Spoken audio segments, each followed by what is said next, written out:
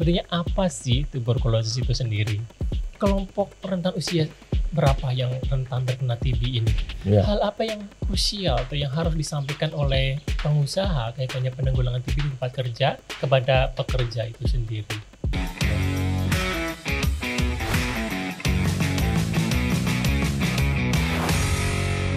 Halo rekan-rekan, ini podcast untuk kamu. Apa kabarnya? Saya yakin semuanya luar biasa, seperti hari-hari pada umumnya. Nah, rekan-rekan, dalam rangka menyambut Hari Kartика Nasional yang akan diperingati pada tanggal 12 Januari, kalau tahun ini di Sukabumi, kita akan berbicara mengenai Kartika, keselamatan dan kesehatan kerja. Akan tetapi kali ini topiknya lebih spesifik karena untuk Kartika tahun ini fokus kepada penanggulangan tuberkulosis atau TB ya di tempat kerja. Dan di sini saya tidak sendirian, saya sudah bersama seorang dokter yang sangat kredibel untuk berbicara mengenai tuberkulosis.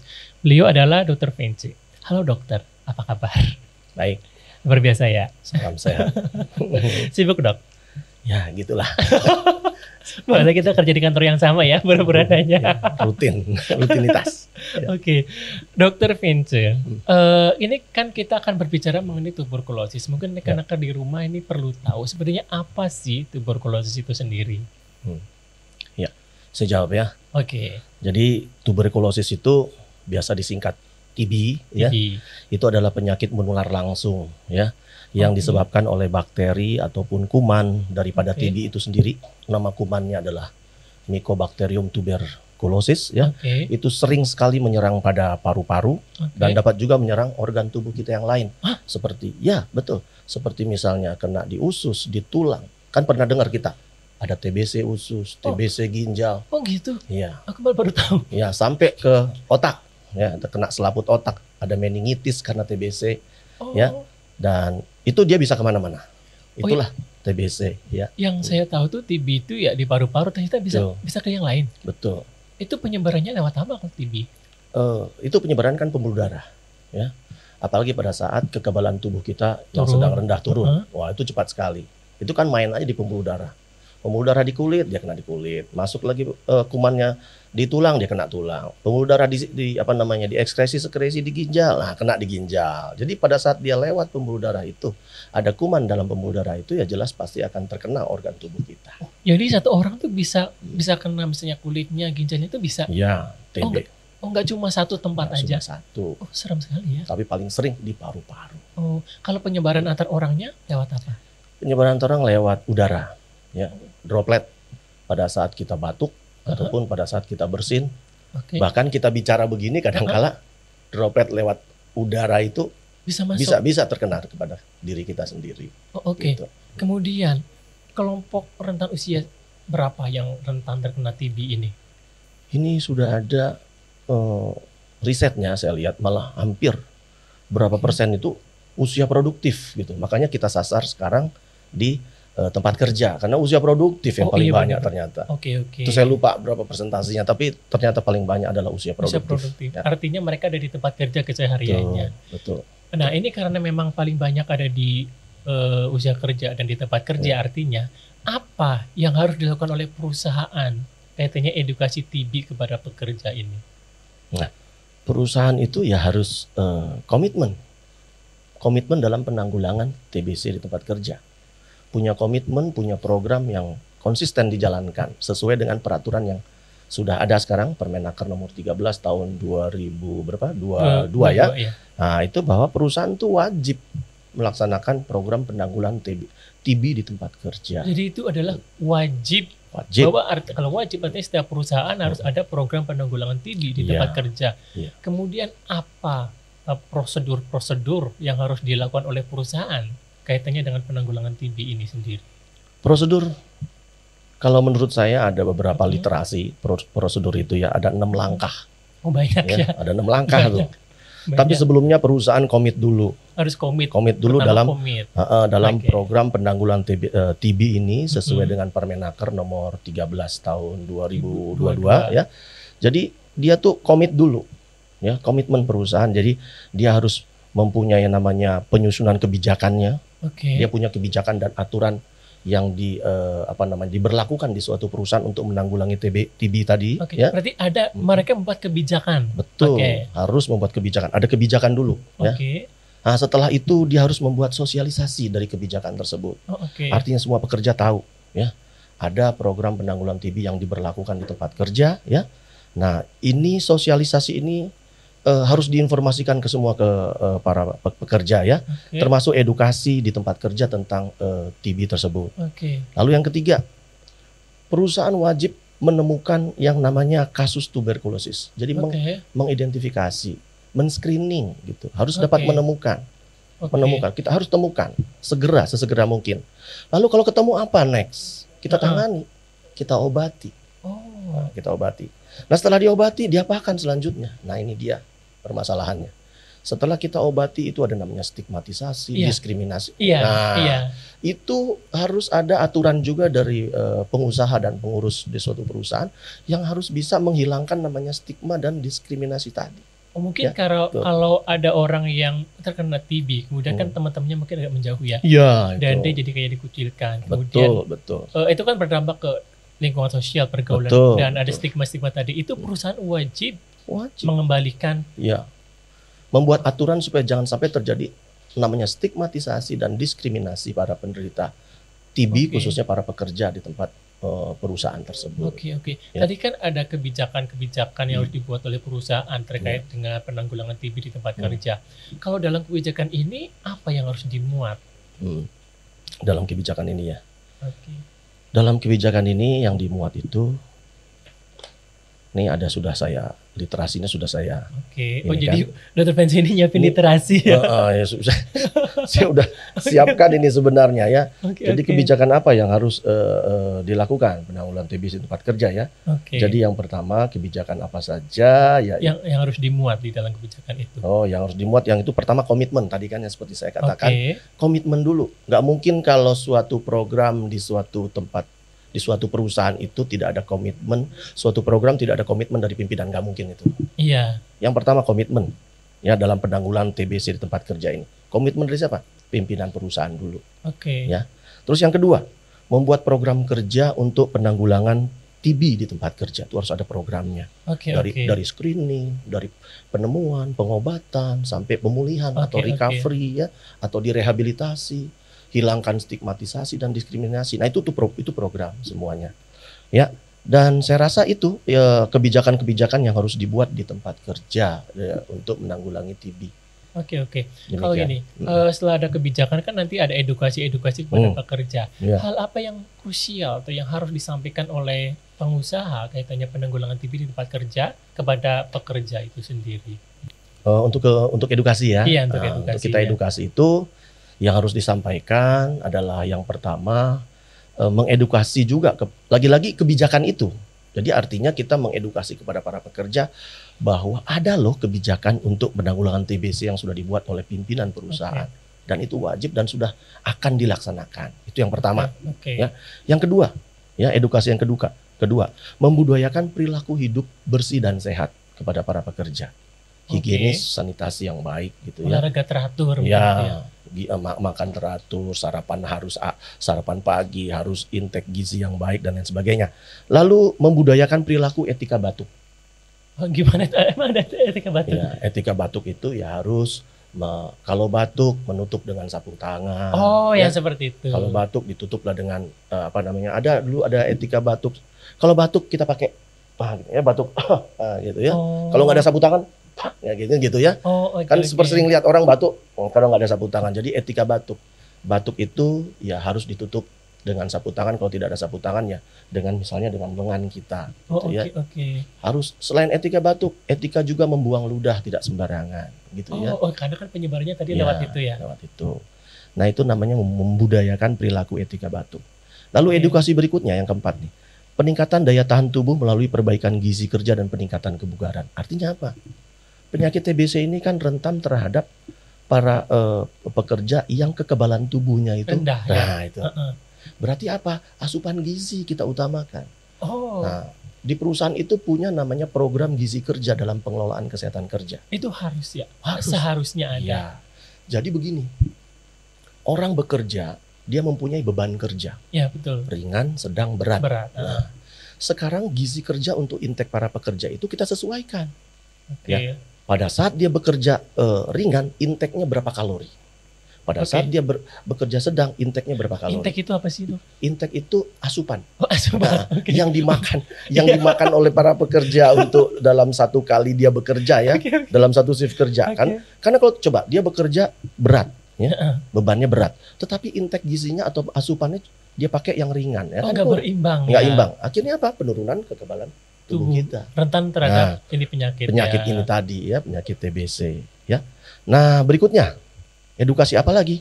Dampak penyakit penyerta terhadap perburukan penyakit TBC ini. Artinya gini. Bisa ada. Ada. Jadi gini. Jadi juga harus dijelaskan kepada para pekerja. Kalau dia menderita TBC, ya. Nah, apalagi dia ada komorbid. Apa itu? Penyakit penyerta tadi. Istilahnya sangat asing buat rekan-rekan ini ya. Tapi kalau komorbid orang udah pada dengar karena ada istilah COVID kan. Iya. Sama COVID ini kalau diperberat oleh adanya komorbid penyakit penyerta lain, dia akan lebih berat. Sama juga dengan TBC. TBC sama. Kalau dia mempunyai komorbid atau penyerta lain, dia akan lebih berat. Karena apa? Menurunkan daya tahan tubuhnya, kekebalan tubuhnya. Infeksi makin menjadi-jadi. Tidak menutup kemungkinan TBC ini akan menjadi kanker, cancer. Itu bisa? Bisa kalau tidak diobati. Ya, kan insiden meninggalnya orang dengan TBC banyak sekali. Sudah ditemukan beberapa riset bahwa risiko daripada TBC ini akhirnya meninggal juga banyak. Berat TBC itu. Nah, saya kasih tahu penyakit penyerta. Penyakit penyerta TBC kalau dia ternyata punya diabetes, kencing manis, dia akan lebih berat penyakit TBC-nya. Gitu. Jadi makanya kendalikanlah diabetesnya. Kalau dia ternyata HIV, HIV juga bisa menimbulkan tuberkulosis di paru-paru. Makin berat dia. Lalu kalau peserta lagi pekerja terkena TBC, ada penyakit penyerta lain, penyakit autoimun. Pernah dengar penyakit autoimun? Ada. Lupus erythematosus, penyakit lupus, penyakit Graves, gondok, tiroid, ya, nah, itu penyakit-penyakit yang menyerang autoimun, kekebalan tubuh. Nah itu pada para pekerja yang terkena TBC ada penyakit seperti itu penyertanya atau komorbidnya, dia akan ada komplikasi yang lebih berat. Gitu. Jadi harus hati-hati kepada para pekerja yang mempunyai komorbid tadi atau penyakit penyerta tadi kepada para pekerja yang menderita TBC. Berarti kalau sudah misalnya dia kena TBC harus dicek secara keseluruhan dong? Betul, itu betul sekali. Ya. Kalau TBC itu penyembuhannya berapa lama ya? Kita punya namanya program DOTS, ya. Itu program nasional dalam penanggulangan TBC. Dari pemerintah ya? Ya, itu kita bekerja sama dengan dinas kesehatan ya, terutama di Kementerian Kesehatan lalu melalui dinas-dinas kesehatan di daerah. Jadi kita ingin di Permenaker nomor 13 2022 ini akan ada program penanggulangan secara nasional TB, yaitu memakai program DOTS, DOTS. DOTS, Pernah dengar ya? Barusan. Bahasa Inggris itu. Directly observe a treatment short course. Yang artinya itu adalah pengawasan secara langsung dengan pengobatan jangka pendek. Dari paling tidak 6 bulan. Itu pendek ya? Jangka pendek. Dan itu non-stop? Non-stop. Di bulan pertama kedua dia harus minum obat seterusnya. Ya, untuk berikutnya mungkin seminggu sekali. Karena obat OAT itu kan ada 4 macam itu. Pernah dengar OAT itu ada rifampicin, ethambutol, isoniazid itu ya. Ada apa lagi ya, isoniazid, ada ada streptomycin dan lain sebagainya. Jadi pengobatan-pengobatan itu yang diberikan melalui program DOTS. Yang artinya program itu nanti kalau ada di tempat kerja, di perusahaan dan industri, itu bekerja sama dengan dinas kesehatan, obatnya itu gratis diberikan. Gitu. Jadi misalnya ada pekerja yang terdiagnosa TB, kemudian jangan takut berobat ya, karena itu gratis disediakan oleh pemerintah. Betul. Oke. Kemudian lanjut, kembali lagi ke lingkungan pekerjaan. Apa langkah-langkah preventif yang bisa dilakukan? Nah ini dia edukasi yang terakhir, saya belum bicara. Saya udah buru-buru ya. Jadi edukasi terakhirnya kepada di tempat kerja untuk penanggulangan TB ini adalah melakukan pemeliharaan serta perbaikan kualitas tempat kerja. Itu bagian dari preventif. Iya, bagian dari edukasi. Ya. Itu bagian edukasi. Jadi itu juga program preventif, betul. Jadi membuat suatu tempat kerja itu harus nyaman, aman, sehat, dan selamat. Kalau untuk TBC ini ruang kerja itu jangan lembab, ya. Oh, ya. Kenapa nggak boleh lembab? Lembab itu ada faktor predisposisi penyakit bakteri mycobacterium itu akan berkembang dengan baik gitu loh. Satu, jangan lembab. Yang kedua, sirkulasi udaranya lancar, ya. Tempat kerja paling tidak sedikit ada cahaya matahari karena kuman Mycobacterium tuberculosis itu ya sensitif terhadap matahari. Jadi itu namanya perbaikan daripada tempat kerja yang merupakan suatu bentuk program edukasi. Demikian. Terima kasih. Udah nanya duluan, keren bener. Udah lebih pintar dari saya gitu loh. Nggak apa-apa itu. Saya bikin pertanyaannya soalnya. Ya, lanjut. Ya. Kalau misalnya ada pekerja yang terkena tuberkulosis, siapa yang harus tanggung jawab kalau di perusahaan? Ya, sesuai peraturan yang ada, Permenaker nomor 13 2022 itu ya, pengurus dan perusahaan. Artinya perusahaan yang bertanggung jawab. Selain tanggung, mereka berarti mengobati, mengontrol, memonitor sampai sembuh. Iya, dari membuat kebijakan, mensosialisasi, edukasi, screening dalam rangka identifikasi, ya, sampai akhirnya pengobatan dan pemulihan untuk recovery atau rehabilitasi kepada para pekerja. Itu program. Kemudian kalau misalnya ada pekerja yang kena TB, apakah dia harus istirahat dulu untuk masa penyembuhannya atau dia bisa beraktivitas seperti biasanya? Nah, ini kalau di tempat kerja ya. Iya, kalau di tempat kerja. Kalau di tempat kerja itu kita memberikan dia, ini juga preventif. Jangan masuk kerja dulu dia. Kita kasih surat keterangan istirahat selama 2 minggu dahulu dari pengobatan awal TB. Kita berikan OAT, obat anti tuberkulosis. OAT itu obat anti tuberkulosis. 2 minggu kita istirahatkan, ya. Ataupun ada ketentuan lain, ya, ekspertis lain atau pendapat lain dari dokter perusahaan maupun dokter yang mengobati atau merawat, ya. Tapi standarnya itu paling tidak 2 minggu. Kita istirahatkan dahulu untuk pengobatan awal, ya. Nah, gunanya apa sih 2 minggu itu? Diharapkan kumannya tidak poten lagi, yang artinya tidak infeksius dan tidak menular, walaupun dia masih mengidap, gitu ya. Masih ada di tubuh, tapi kemungkinan menularnya kecil, gitu ya? Kecil karena kumannya sudah tidak poten. Ya. Berarti dia harus pakai masker dong nanti kalau? Betul, dia harus bermasker pada saat dia sedang melakukan yang namanya pengobatan rutin daripada TBC tersebut. Di rumah misalnya udah berkeluarga juga? Sebaiknya iya, sebaiknya juga. Sebaiknya juga karena namanya pencegahan preventif itu penting.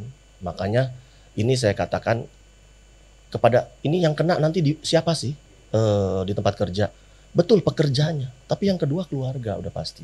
Berarti keluarganya diinfo harus. Iya. Dan penanganan yang sangat cepat dari perusahaan tadi supaya jangan sampai pekerja ini menderita TBC dia pulang menularkan kepada para anggota keluarganya. Nah, itu yang ditakutkan. Nanti ada efek domino lagi kayak bola pingpong. Setelah dia sembuh lalu dari anaknya kembali lagi ke bapaknya. Akan seperti itu. Itu bisa kena 2 kali? Bisa saja 2 kali. Yang penting kekebalan tubuhnya dia harus ditingkatkan. Gizinya juga harus diatur. Supaya jangan sampai terkena 2 kali atau 3 kali.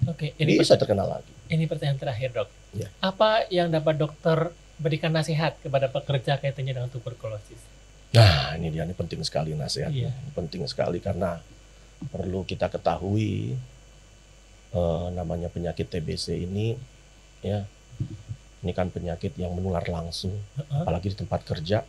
Pekerja itu bekerja shift reguler aja 8 jam, ya kan? Iya, benar. Nah, kebanyakan pekerja nggak 8 jam, buruh itu tidak 8 jam. Kebanyakan manufaktur itu 12 jam, 10 sampai 12 jam. Dia ambil pekerjaan namanya long shift. Long shift. Ya. Nah, kasihan tuh pekerja. Bagaimana caranya dia berkumpul jadi satu, ya. Selama 8 sampai 12 jam karena dia long shift, ya. Dia tidak tahu di situ ada pekerja yang terkena penyakit TB tadi. Nah, secara tidak langsung kan dapat menularkan mereka semua. Betul. Jadi ya kalau saran saya, pekerja atau buruh yang menderita TB atau yang mengetahui adanya kemungkinan kasus tuberkulosis ini di tempat kerja wajib melaporkan kepada pengusaha atau pengurus dari perusahaan untuk segera ditindaklanjuti, ya, dengan pemeriksaan kesehatan sesuai dengan pedoman penanggulangan tuberkulosis nasional yang DOT tadi. Yang DOT tadi, oke. Itu cakep loh, itu program DOT itu bukan main. Ya, Dan bisa. program DOT itu sudah berjalan ya, Dok? Udah berjalan. Nah, saya harapkan ini berjalan sesuai dengan Permenaker yang baru ini akan berjalan di suatu perusahaan. Jadi perusahaan itu kalau ada klinik perusahaan, mungkin program DOT tersebut akan ada di klinik perusahaan. Atau kalau perusahaan tersebut memvendor atau dia punya stakeholder kerjasama dengan klinik atau rumah sakit di luar perusahaan, ya saya harapkan juga klinik, rumah sakit ataupun puskesmas ada program DOT. Boleh, ada program DOT-nya. Kalau sekarang kan udah ada semua. Rumah sakit rata-rata punya program DOT. Oke. Hampir semua rumah sakit swasta aja ada program DOT saya lihat ya. Itu karena DOT itu merupakan kita awasi langsung, obati jangka pendek, dan juga habis itu kita awasi. Kita awasi, ada pengawas minum obat, jadi yang kita rekrut sendiri. Jadi orang ini minum obat kan, bayangkan 6 bulan obatnya itu aja. Bisa bayangkan nggak?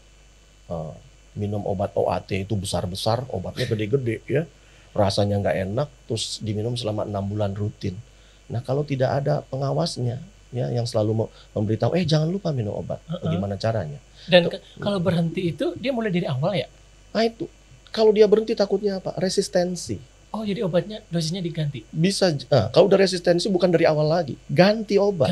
Mulai dari nol dan ganti obat. Betul, ya. Itu susah sekali. Resistensi obat TB ini sangat unik. Jadi kalau orang putus di tengah jalan, mungkin karena karena kebosanan dan rasa tidak enak rasa minum obat tersebut, akhirnya putus, tidak mengingatnya itu. Resistensi obat bisa dimulai dari awal, bisa juga dia ganti obat. Berat ya? Berat. Oke, Dr. Fenty, sepertinya kita sudah sampai pada penghujung obrolan. Ini informasi sangat berguna bagi pekerja dimanapun Anda berada, bahwa ketika Anda menderita TB di tempat kerja, laporkan ke perusahaan supaya laporkan segera. Iya, segera laporkan supaya Anda mendapatkan penanganan yang segera dan benar. Iya. Oke, rekan-rekan. Itu yang pertama. Itu yang pertama. Oh, ada lagi. Ada lagi. Saya 3 pesan saya. Oh, oke. Mohon maaf rekan-rekan, saya buru-buru. Jangan buru-buru. Lanjut. Ini biar pekerja itu sadar bahwa penyakit ini maut sebenarnya ya. Kalau tidak di manage dengan baik, ini akan menjadi maut dan menjadi sumber kematian yang akhirnya kan mengganggu keekonomian. Ya, kasihan keekonomian keluarga ya yang kita pentingkan. Pesan saya yang kedua, pekerja atau buruh yang menderita TB wajib mematuhi semua tahapan dalam penanganan kasus tuberkulosis sesuai dengan pedoman penanggulangan tuberkulosis nasional serta menjaga hidup bersih dan sehat. Itu yang kedua. Itu yang kedua. Masih ada satu lagi nih. Satu lagi. Oke. Yang satu lagi untuk pengusaha. Oh, nah, penting nih. Jadi nggak cuma pekerjanya nih. Ya. Nah, pengusaha dan pengurus atau perusahaan ini mempunyai komitmen dalam mendukung program penanggulangan tuberkulosis di tempat kerja serta konsisten dalam implementasi pelaksanaan program dan kegiatan dari program penanggulangan TBC ini. Jadi kerjasama yang baik antara pengusaha dan bekerja dibutuhkan untuk penanggulangan TB di tempat kerja ya. Dan Dr. Fenty, terima kasih sudah meluangkan waktu untuk ngobrol bersama kami dan rekan-rekan dimanapun mereka berada.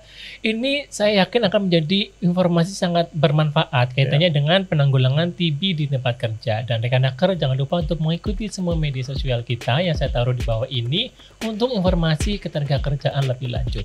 Akhirnya saya Nawan Sumardiono dan rekan saya Dr. Fenty, terima kasih atas kebersamaan Anda. Sampai jumpa di lain kesempatan. Bye.